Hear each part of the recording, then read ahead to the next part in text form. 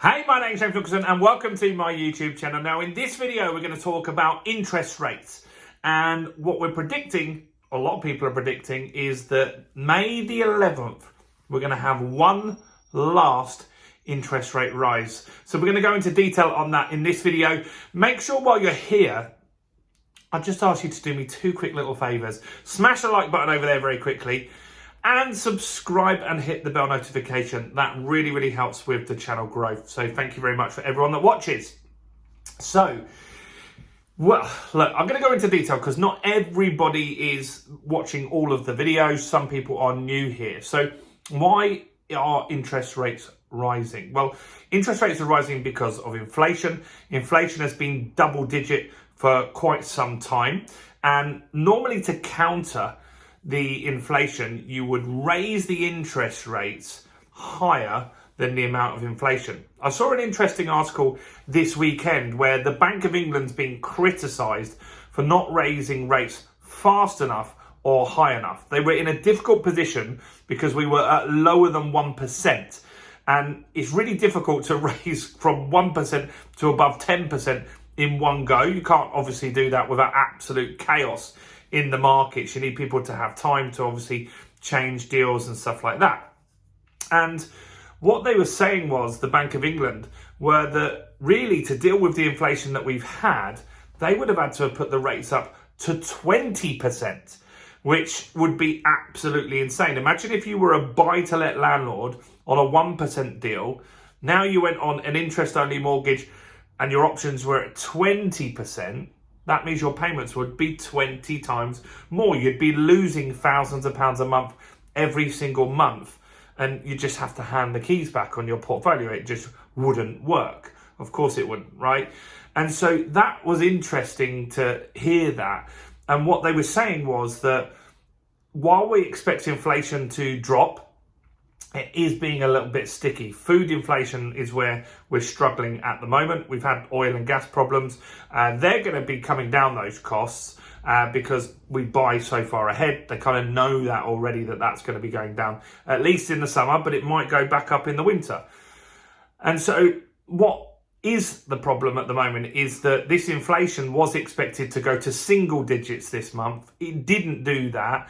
It stayed at over 10%. And that means that this month, or May, even May the 11th, the Bank of England are likely to raise interest rates one last time. And I think that it will be not a huge rise. I think it will just be 0.25%, just to show that they're still on the case and moving that inflation in a downward trend. Now, other countries are seeing inflation drop quicker than we are. It seems to be very sticky in the UK. America's down at 7% now, which I wish we were close to that number. But this is what they've got to do. And the other problem that we've got, and that we face an issue with, is that if salaries increase significantly, then you get something called a wage spiral. And if that happens, then we could be in this inflation for quite a long time. Now, what does this mean for property investors? Because primarily this channel is for property investors. Well, if you're a property investor and inflation sticks around and you're on a good rate, for example, I've got some properties that are stuck on a 5-year fixed at the beginning of the interest rate rises. Didn't quite catch it early enough, but I got it fairly early. Then inflation is not necessarily a bad thing, because what it's doing is eroding your debt massively. Now, in real world terms, house prices have dropped just because of inflation. And so let's just say you owed 100 grand last year. Well, that 100k, the buying power of that 100k now will only get you 90k worth of stuff. And so that's positive if you owe a lot of money. So those in massive debt, investors, like I have nearly £1 million in debt, that's fine. I don't have a massive problem with that because that debt is getting eroded, and that's good. And so when we've got to look at other things like, will house prices drop and stuff like that, you've got to take into account that, look, because of all the inflation and people are on higher salaries now, goods are costing significantly more money. in real word terms, house prices are actually slightly cheaper because of that. And that's an interesting thing. Now, I think that interest rates, where we're going to end up is that by Christmas time, I think that we will start seeing some drops. I think that's going to be important to keep the economy going. We're going to start pushing towards a recession. It's more likely. We kind of feel like we've been in one unofficially for a little while.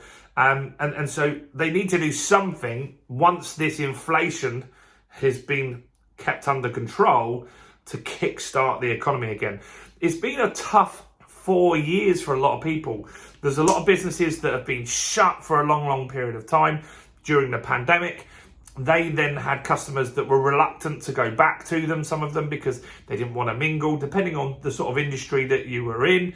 And now you've got the cost of living crisis. So people are spending on stuff, but they're spending less on luxury goods and stuff like that. Normal people, like the ultra wealthy, they will still spend on luxury goods. So I don't think a company like Bugatti is going to be particularly hard hit. But companies will start seeing less spend in their stores. And so eventually we're going to have to drop the interest rates to kickstart the economy again. I'm hoping it's going to be this year. And I think that after this rise in May, that we will have some pause, a wait and see. The Bank of England governor, they have said multiple times that we are near the top of the interest rates. They're not going to say that kind of language and then shoot the rates up to 10%, right? That's just not going to happen. And that is important that people understand that.